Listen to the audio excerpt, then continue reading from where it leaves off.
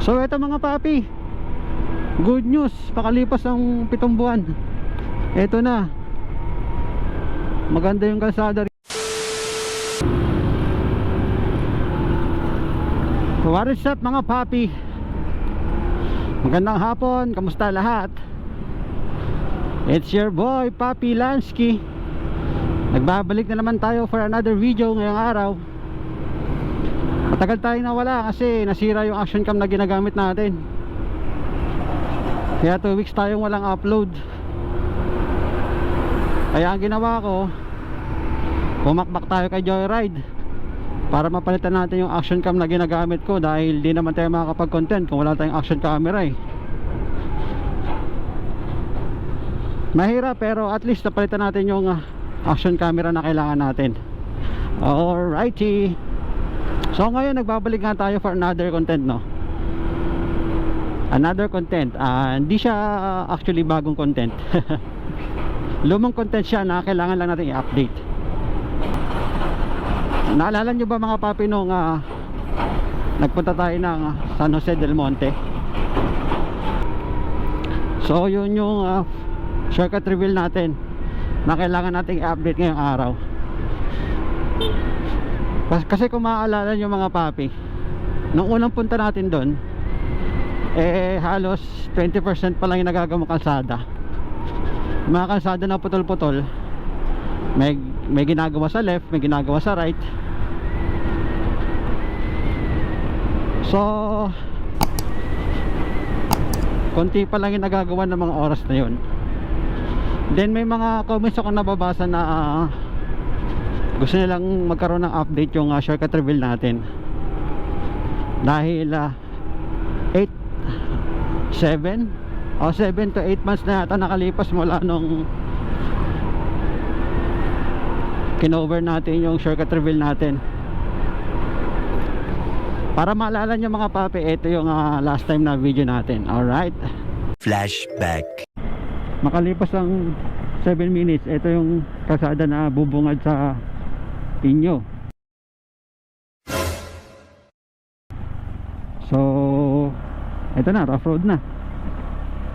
So hindi dire-diretso yung paggawa ng kalsada, no? Para siyang tawag na ito, putol-putol ang sitwasyon ng kalsada dito. So yung left side pa lang yung gawa, may portion na gawa sa left side, pero putol-putol pa rin. At ito, yung right side naman ng gawa. So hindi siya dire-diretsong gawa, no? Putol-putol. At makalipas nga ang ilang minuto, eto na, tuluyang naputol yung kalsada. At nandito na tayo sa rough road area. So yung mga kalsada dun sa nadaanan natin is putol-putol, left and right yung gawa. May left, may right, tapos di siya dire-diretso, putol-putol pa. Tapos ngayon, ito nga, literal na rough road. End of flashback. So ayan mga papi, yun yung sitwasyon dati. September, ano na ba ngayon? September 6. I-update natin siya kung ano na ba lagin o sitwasyon dun sa kalsada after 7 months ang nakalipas. Dahil may mga subscribers tayo curious kung ano na nga ba lagay ng kalsada ron. Siyempre dahil nga naman pag nagawa yun or pag natapos yun, napakabilis na yung biyahe mula dito hanggang papunta na San Jose del Monte. Hindi na kailangan umikot pa ng Commonwealth Avenue, kung saan ay napakalayo talaga ng iikutan kung pupunta kayo ng San Jose del Monte. So ayun mga papi, no, on the way na tayo ngayon dun sa ating pinaka landmark, kung saan dun tayo mag-i-start ang ating shortcut reveal update. Sa mga nagtatanong pala, no, o sa hindi alam o hindi kabisado yung lugar, para malaman nyo yung shortcut, kailangan nyo lang i-search yung Manila Hills. Kasi yun yung pinaka landmark ng shortcut na yun eh. Wala nang iba. Wala na akong ibang nakikita nga pwede maging landmark para mabilis nyo mapuntahan yung shortcut na sinasabi ko. So ang gagawin nyo lang, punta lang kayo ng Google Map, search nyo lang yun, Manila Hills. So ngayon nandito ko sa may banda ng ano, no, banda ng Sigsag, papunta pa lang ng Montalban. So searchable naman yung lugar na yun eh, kaya di kayo mahirapan. Type lang natin Manila Hills.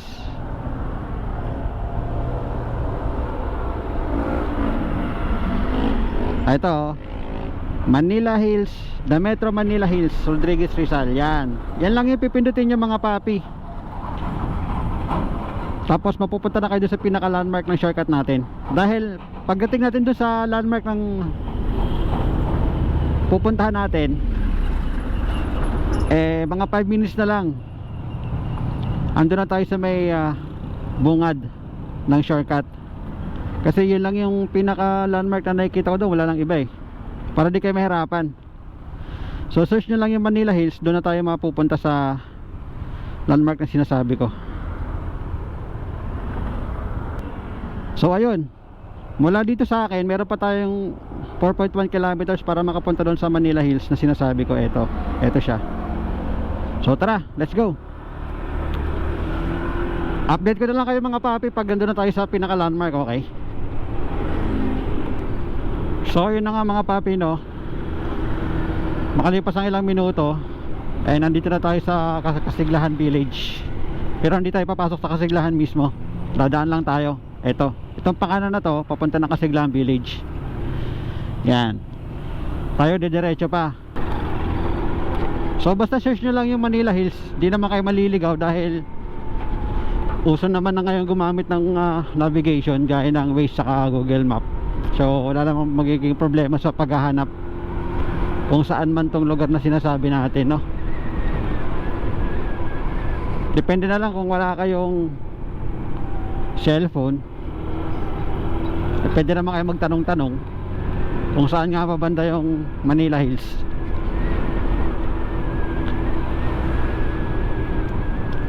So ayan mga papi, no, ito na tayo sa Manila Hills mismo. Ayan, yan yung sinasabi ko sa inyo, village.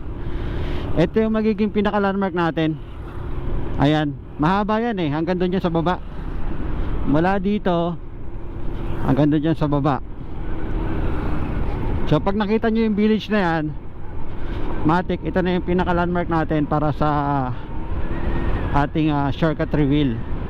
So eto mga papi, ayan, ito yung pinaka mismong entrance ng mismong entrance ng Manila Hills. Ayan mga papi, no, kung nakikita nyo, Manila Hills Communities. Yan yung pinakabungad ng ating landmark. Ayan, Manila Hills Communities. Okay. So mula dito sa Manila Hills mga papi, magta-travel lang tayo ng mga 2 to 4 minutes para makarating doon sa ating pinaka shortcut na dadaanan, no? Dire-diretso lang naman to, wala na kililikuan. Pag nakita nyo yung arco, doon magsisimula yung ating shortcut. Kasi wala naman lang ibang madadaan ng arco dito kundi yun lang naman. So pag nakita nyo na yun, kakaliwa tayo at doon na magsisimula yung ating shortcut. Alright, so let's go. Ayan mga papi, ito yung arco na sinasabi ko sa inyo. Once na makita nyo na yan, kakaliwa na tayo. Welcome to Barangay San Isidro. Ayan, yan yung arco na San Isidro. Pero kung nag-aalangan kayo, pwede naman kayo gumamit ulit ng Waze or kaya Google Map. Dahil mula dun sa Manila Hills, pwede nyo nang i-type yung San Jose del Monte, Bulacan. Ayan, San Jose del Monte, Bulacan. Tapos matik yan, dito na kayo padadaanin. Ayan o, Yan, para di kayo mag-alangan, para di kayo maligaw-ligaw. So eto. So eto yung kalsada ng pinaka-shortcut natin. Tapos ito yung red dot na yan. Yan yung pinaka-highway ng San Jose del Monte, Bulacan. So ang nakalagay dito, mula dito sa pinakabungad ng shortcut natin, meron tayong 18 kilometers na biyahe mula doon sa pinakadulo. So ayun, simulan na natin mga papi. Time check nga pala 3:50 ng hapon.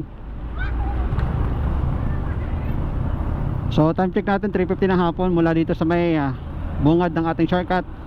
At meron tayong 18 kilometers mula dun sa mula dito hanggang doon sa pinakadulo ng San Jose del Monte, Bulacan, or doon sa pinaka main highway ng San Jose del Monte, Bulacan. So alright, let's go. Akit na tayo. So nabinyagan agad tayo ng alikabok ng truck na to. Grabe. Wala kang awa!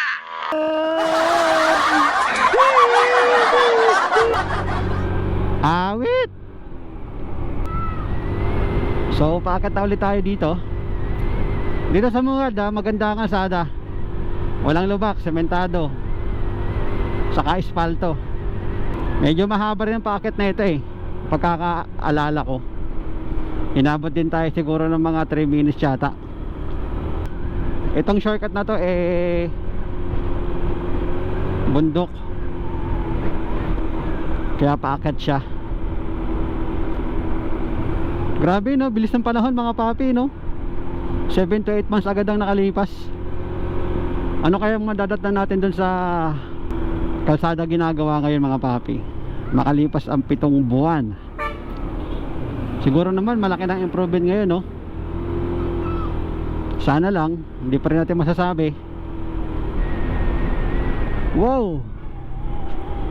So ito na mga papi, sa pagkakaalala ko, yung naputol yung kalsada ng espalto na yon, ito yung kalsada na ginagawa. Dahil yan yung natatandaan ko na putol na ang kalsada. Doon nga yun. So ito mga papi, good news, pakalipas ang 7 buwan, ito na, maganda yung kalsada rito sa bungad nasa bungad pa lang tayo. So hopefully hanggang doon na to sa pinakadulo. Ganda na ng kalsada mga papi. Oh, alright. Hanggang dito ginagawa pa rin to dati left and right to Ngayon medyo nadagdagan na yung naayos nilang kalsada. So eto, ayos na rin dati left side lang to dahil dito ako dumaan sa right side ng pagkakaalala ko yung yung pader. So dito ko sa left side nung dumaan dati.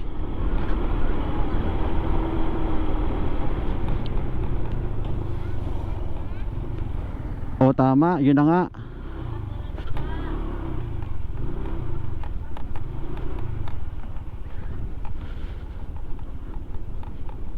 Yun na nga yung left and right na ginagawang kalsada. So nagawa na. Tapos andito na tayo sa literal na rough road talaga. Dito hindi pa nila nasisimulan. Kung naalala nyo, ito yung area na sinabi ko sa inyo na dapat ang motor nyo dito is yung dirt bike or yung pang motocross para maganda ang suspension. So ngayon ito pa rin siya, wala pa rin siyang pagbabago. Pero happy naman ako dahil hindi siya maputik dahil lupa. Hindi naman siya purong lupa, pinaghalong lupa, graba, saka may buhangin.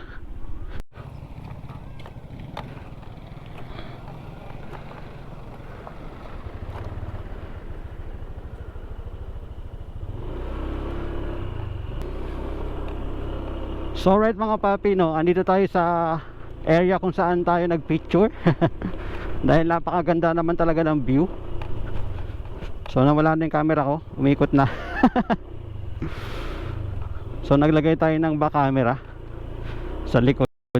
Ito yung view mga papi, oh, di ba? Napaka solid niyan mga papi. Oh. Ganda, oh. Siguro pag na-develop to, magiging ano to, parang marilaki. Dahil ang ganda ng view, oh. Diba?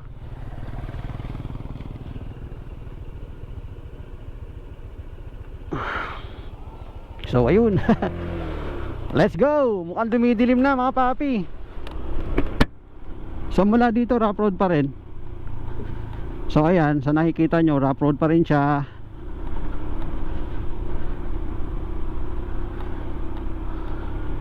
Kulit ng camera ko sa likod mga papi, oh. Nagti 360 siya mag-isa.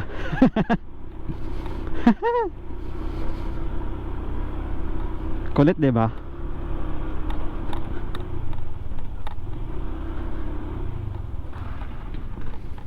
So kung napapansin niyo yung putik na yan, pag inabutan ka ng ulan dito, so ganyan ang mangyayari. Putik talaga. At ito na nga, after mga 3 minutes lang, kalsada na ulit.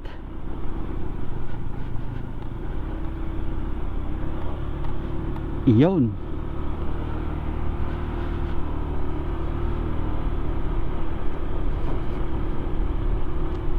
Solid talaga yung view dito mga papi, kung makikita nyo.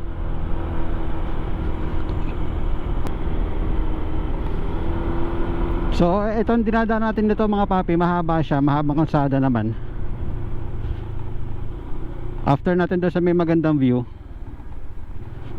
kalsada na yung karugtong nun. So medyo mahaba to, yo. Siguro mga 2 kilometers din ang haba. So kita nyo naman, napakasimple ng lugar. Talagang probinsya. Yung bahay niya sa gilid, pa isa-isa.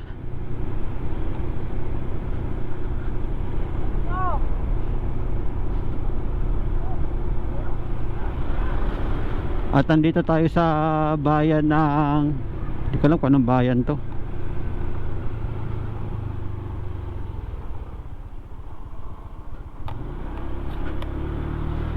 There. Tinitingnan tayo nila boss kasi meron tayong camera doon sa likod. Hindi ko alam kung anong bayan to.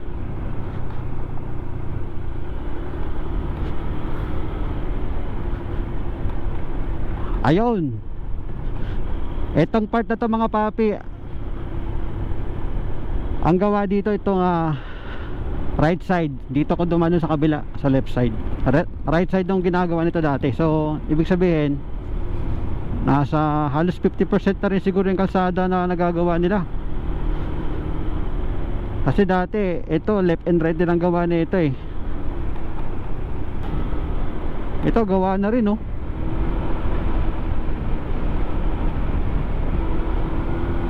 So alright, 50% na yung kalsada na nagagawa dito mga papi.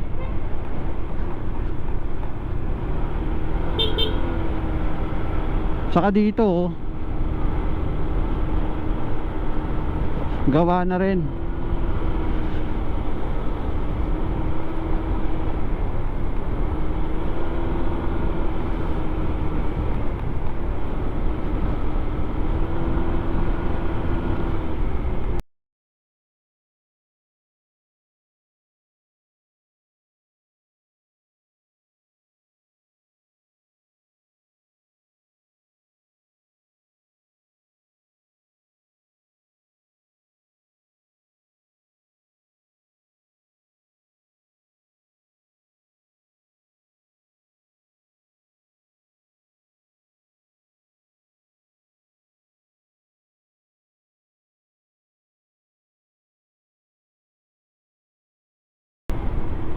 Ayos mga papi, mukhang good news to sa atin.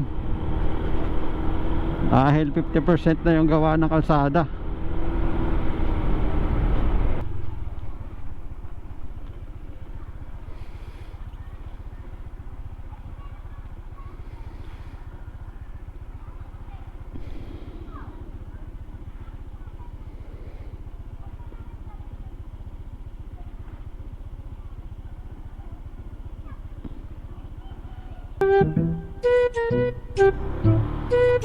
Uy, puta. So, balik na naman tayo dito sa rough road area again. Ito talaga yung pinakamalalang rough road eh. Ito.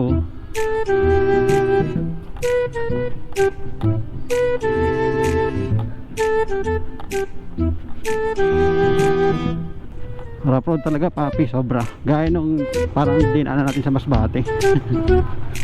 Parang ganun yung kalsada rito. Tagal na rin kasi kaya hindi ko na maalala yung may ganito palang kalsada na malala. Patuloy pa rin natin binabaybay itong rough road na to. Siguro mga mahigit 3 minutes na. Oh, may grab food.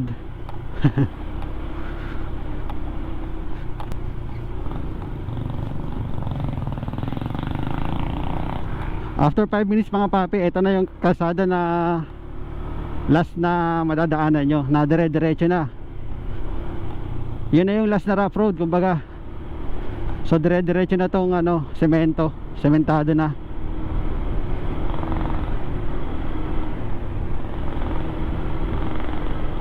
Kaya wala na kayong problemahin. Nadaanan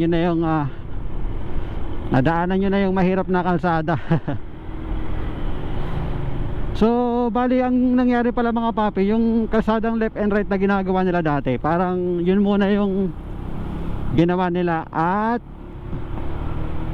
inubos para yung mga dadaan siguro komportable na, wala nang putol-putol kumbaga. So mapuputol lang yung kalsada na yon pag malapit na kayo dun sa overlooking na sinasabi ko kanina.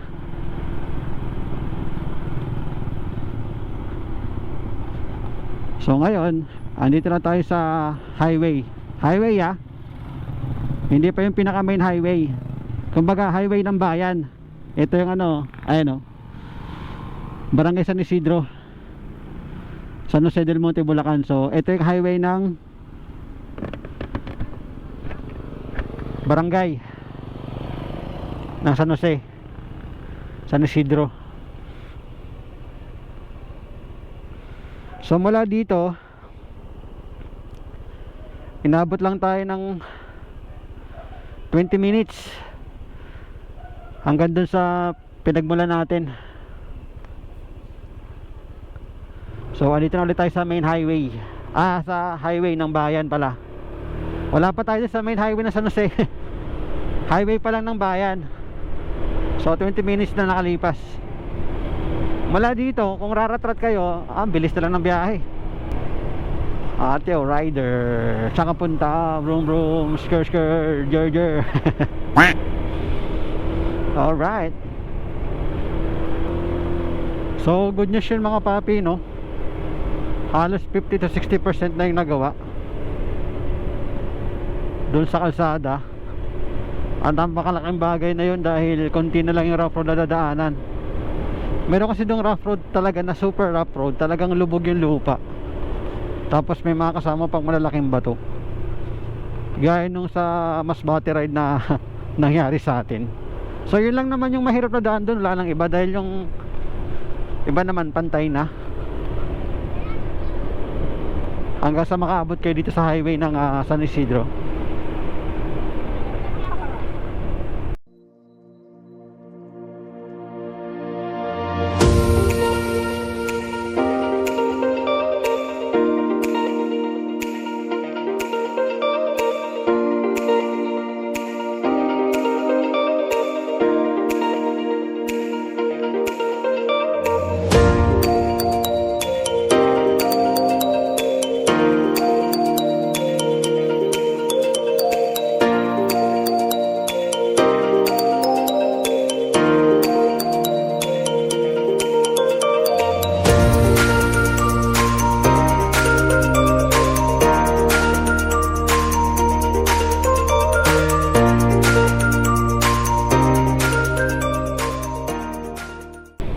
Makalipas ka ng ilang minuto mga papi, no,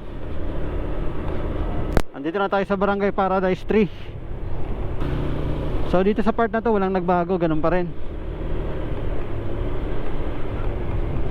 mula nung pagdaan natin nung nakaraan. So andito na tayo sa 4 lanes mga papi. Kung naalala nyo, ito yung malawak na daan nung nakita natin, 4 lanes siya.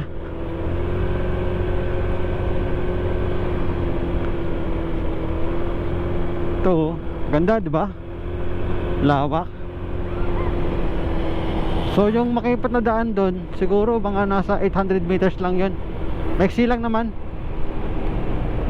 kaya hindi naman mahirap daanan. Siguro pag truck lang magdumaan doon, gigilid ka talaga. So ito yung siguro main ng barangay. Ito yung ano barangay hall, oh. Barangay Paradise 3. Malawak dito, oh. Saka mukhang ini-improve pa nila yung lugar kasi may mga construction pang ginagawa.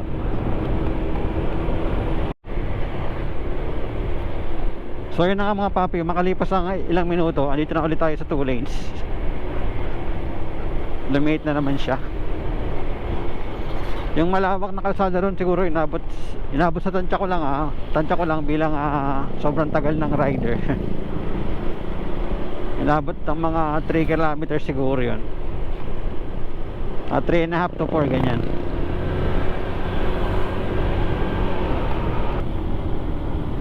Sarap ng hangin dito mga papi. Talagang kala mo papunta ka ng Baguio eh. Malamig, presko.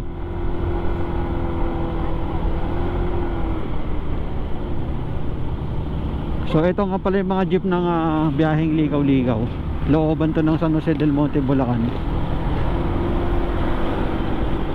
Tawag doon Via Igay Road. Balik tayo sa 3 lanes mga papi.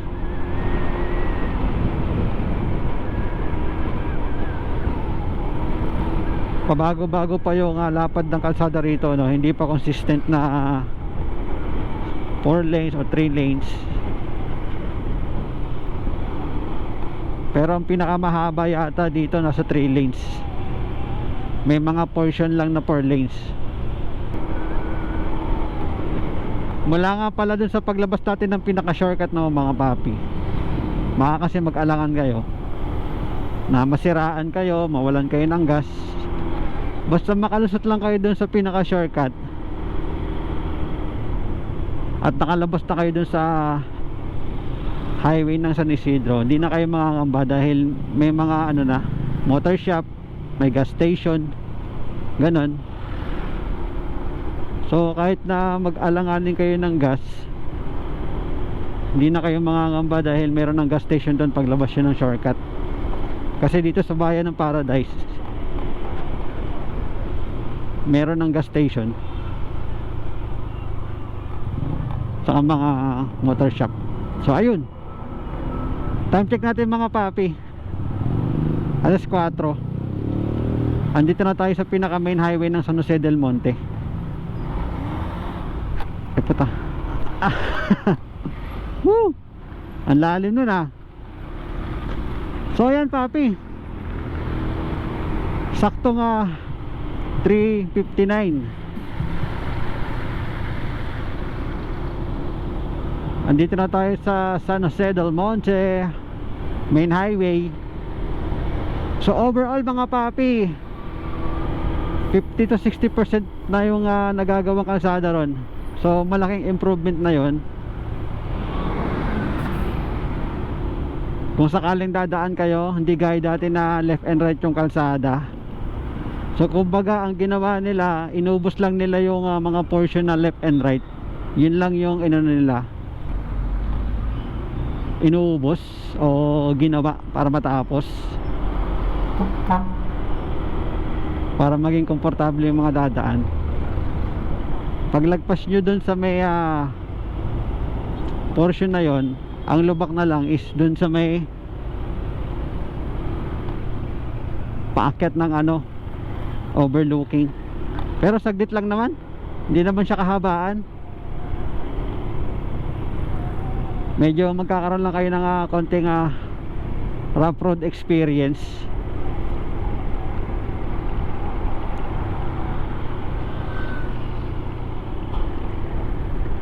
So ayun, andito na tayo. Paglabas nyo naman dito, pwede na kayong dumaan dito para di na kayo maputikan or nag-aalangan kayo, maabutan kayo ng ulan at maputikan ng mga motor nyo. Pwede na kayong umikot dito. Pero kung gusto nyo naman at galing kayo mismo ng Montalban, daan na lang kayo dun para di kayo matagalan sa biyahe. Ako naman, since na nag-aalangan ako, baka bigla akong buhusan ng ulan, dito na ako magtsatsaga sa Commonwealth. Dahil kakalinis ko lang sa aking kliki, baka maabutan tayo ng ulan, delicates.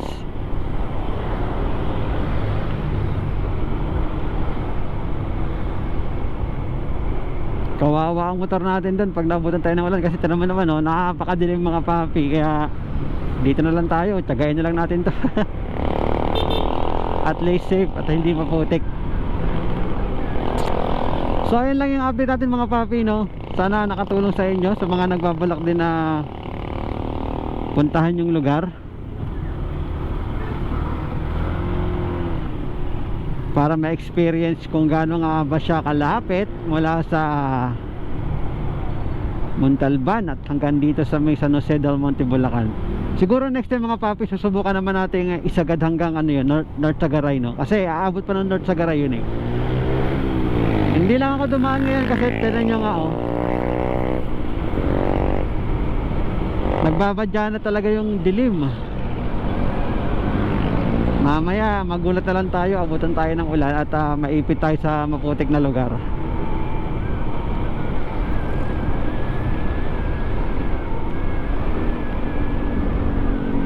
Once again mga papi, no, papasalamat ako sa mga nagtitiwala at sumusuporta sa ating munting channel, sa pagbibigay ng suporta kahit na maliit pa lang ang ating munting YouTube channel at hindi pa tayo ganun kagaling pagdating sa pagbablog. Sisikapin pa rin natin maging maayos ang ating content or every content na gagawin, para naman hindi masayang yung effort sa panonood. So pwede rin kayo mag-iwan ng message doon, no, mga papi, kung gusto nyo magpa-shoutout or kung ano yung mga napansin nyo sa aking video na kailangan ko pang i-improve. So okay lang naman sa akin yun, kahit negative comment. So at least nagpapakatotoo lang kayo na may mga bagay pa ako kailangan i-improve sa paggawa ng content natin or paggawa ng vlog. So ganun pa man, maraming salamat pa rin sa patuloy na sumusuporta sa aking channel. Sana patuloy nyo pa rin ako suportahan. Sana wag kayo magsasawa sa mga content na ginagawa ko. So ayun lang mga papi, no? Sana nakatulong sa inyo ang ating update ngayong araw. At dahil pabuksak na ang ulan, lagi tayong mag-iingat, lalo na pag basa ang kalsada. Huwag tayong magmadali, dahil kahit mabagal tayo, makakarating pa naman tayo sa ating paroroonan.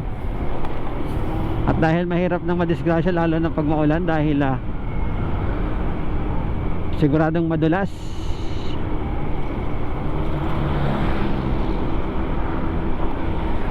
Maganda pa rin yung safe tayo sa ating mga pupuntahan. Alright, so ayun mga papi, kita kasali tayo sa ating susunod na video.